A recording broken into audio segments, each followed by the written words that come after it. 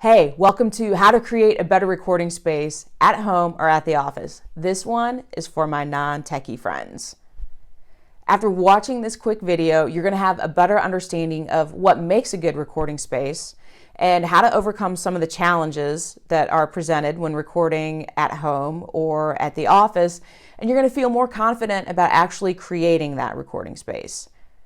I'm Jen Eads, host of the Brassy Broadcast and HBIC, Head Broad in Charge at the Brassy Broadcasting Company. And I'm on a mission to simplify the tech, teach you how to use it, and empower you to get your voice out into the world. And I want to start by sharing a little secret. The quality of your recording space is more important than the quality of your microphone. There you have it. So if you've been eyeing that super sexy $300 microphone on Amazon for the last few weeks and you haven't pulled the trigger on it, let me tell you, get your recording space in order before you pull the trigger on that microphone, because that $300 mic is going to do a phenomenal job of making your bad recording space sound even worse.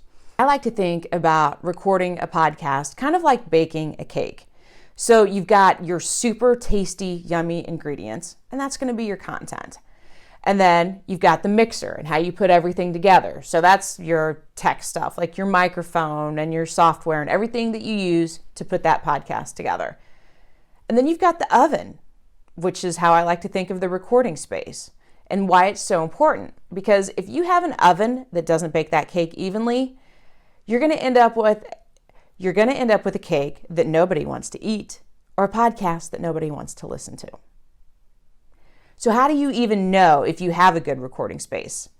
Here's a couple of quick tests that you can do. Again, very non-technical. Here's the first one. Walk into your room and do this. That's it. Clap one time and then stop and listen. If the sound of that clap is bouncing around off the walls and you feel like you're in the Grand Canyon, then you've got some issues that need to be addressed before you start recording in that space. And we're going to get to that in a second. The other thing is just sit in that space quietly for 90 seconds. Be very present and aware of any sounds that might get picked up on the recording. That might be the ticking of the clock. It might be conversations taking place in the room next door that are going to bleed through the walls. It might be the hum of the air conditioner, or if you're recording at home, the washing machine and dryer, or maybe the dishwasher, or the barking dog. All of these things that can distract from this super awesome podcast that you're going to record. So I live and record in the real world. I actually have the sump pump and the heating and air conditioning utility closet are in my recording studio. Not ideal, but I've learned how to work around it. And that's what we're going to talk about now, is how to address some of these issues. So sound loves to bounce around off of hard materials. So hardwood floors, glass, metal, mirrors, it bounces around, and that's what creates that echo. Now, you can get rid of some of that by filling your recording space with super absorbent materials. So carpeting is great. If you have hardwood floors, put some rugs down, pillows, blankets, curtains, all of those things are going to deaden that sound and give you a better sounding recording.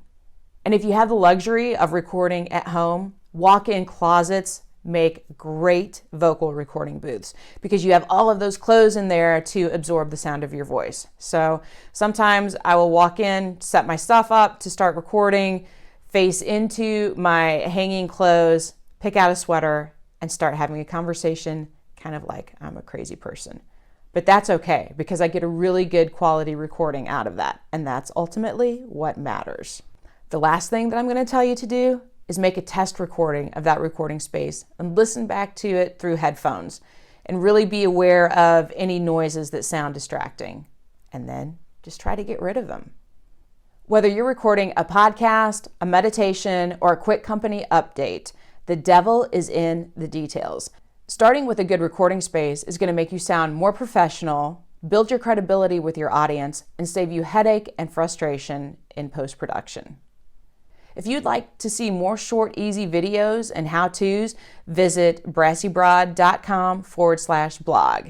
And I would love your feedback. Let me know what problems are giving you fits so that I can help you get over them, get on, and get your voice out into the world. See ya.